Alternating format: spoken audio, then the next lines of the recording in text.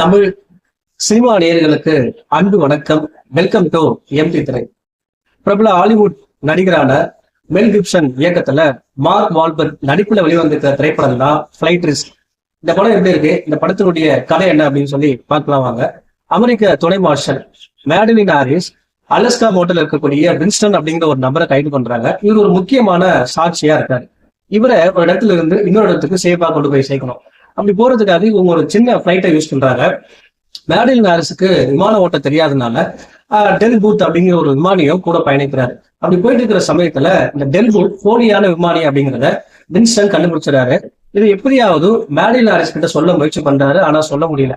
ஆனாலும் ஒரு கட்டத்துல மேடலின் ஹாரிஸ் டெல் பூத் ஒரு போலியான விமானி அப்படிங்கிறதும் ஈக்மேன் அப்படிங்கிறதையும் கண்டுபிடிச்சிடறாங்க. இதற்கு பிறகு டெல் பூத்தை அடிச்சு துவச்சு ஒரு இடத்துல கட்டி போட்டுறாங்க மேடலின் ஹாரிஸ்.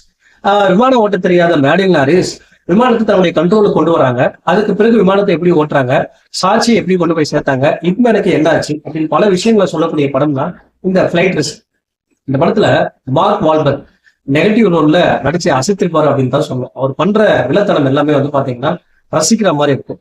அதே போல மேடலின் ஹாரிஸ் இவங்க ஆக்ரோஷமான காட்சிகளை ஆகட்டும், எமோஷனல் காட்சிகள் ஆகட்டும், சிறப்பான நடிப்பை வெளிப்படுத்தி அசைச்சிருப்பாங்க. அவங்க பண்ற விஷயங்கள் எல்லாமே ரசிக்கிற மாதிரி இருந்துச்சு. அதே போல இந்த படத்தினுடைய இயக்குனர் மெல் கிப்சன் இந்த படத்தை முழுக்க முழுக்க பிளைட்லயே காமிச்சிருக்காரு.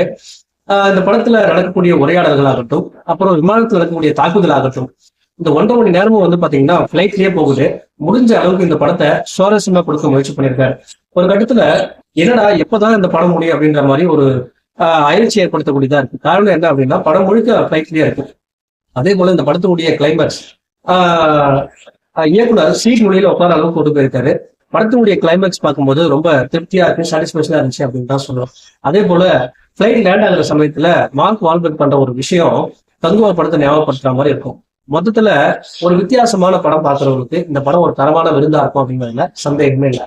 இந்த படத்துக்கு நான் கொடுக்குற ரேட்டிங் 5 to 2.8. அடுத்த வருஷத்துல சந்திக்கலாம். நன்றி, வணக்கம்.